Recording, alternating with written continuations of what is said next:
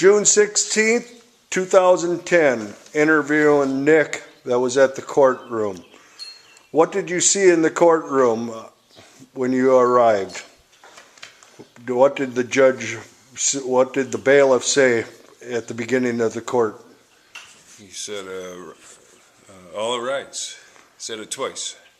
And who did not rise in the courtroom? Well, this one guy ahead of me. Terry's his name, I guess. And then John Besser and Robin Besser. And after Terry Nemmers left, what did the judge say to John and Robin Besser?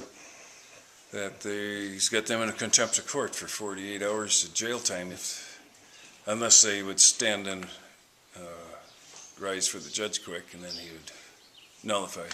All right. And what else did you hear after that was done?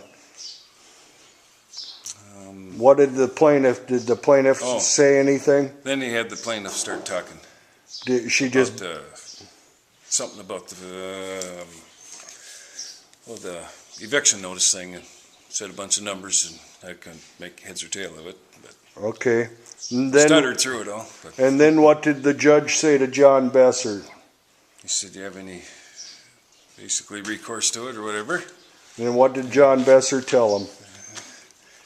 He arrested the judge on some numbers code he'd given, and the judge for the fraud, covering up Judge Stashield's deal with the case that he would have had before. Okay, and how long did this take for him to speak again? Well, a few minutes. He looked it up in his book or something, and then he finally looked up and said, no, he can't submit to the judge. After you already asked him, do you submit to this arrest, or are you resisting? And then he finally said he's not going to submit to it. Okay. So you said that you're resisting it. All right.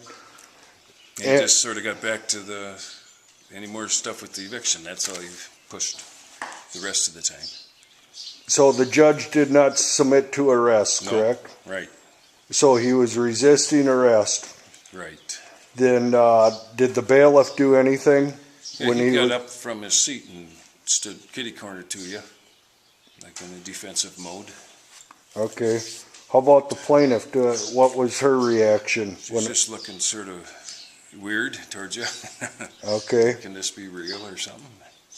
Okay. And then outside of the courtroom, did you hear John Besser ask the bailiff for him to produce his ID? Yes, I did hear that. I didn't hear no response. Okay. And this all took place at 4 p.m. at the Swift County Courthouse, correct? Yep. Started at 4 p.m. Okay. That's all I needed to know. Thank you, sir.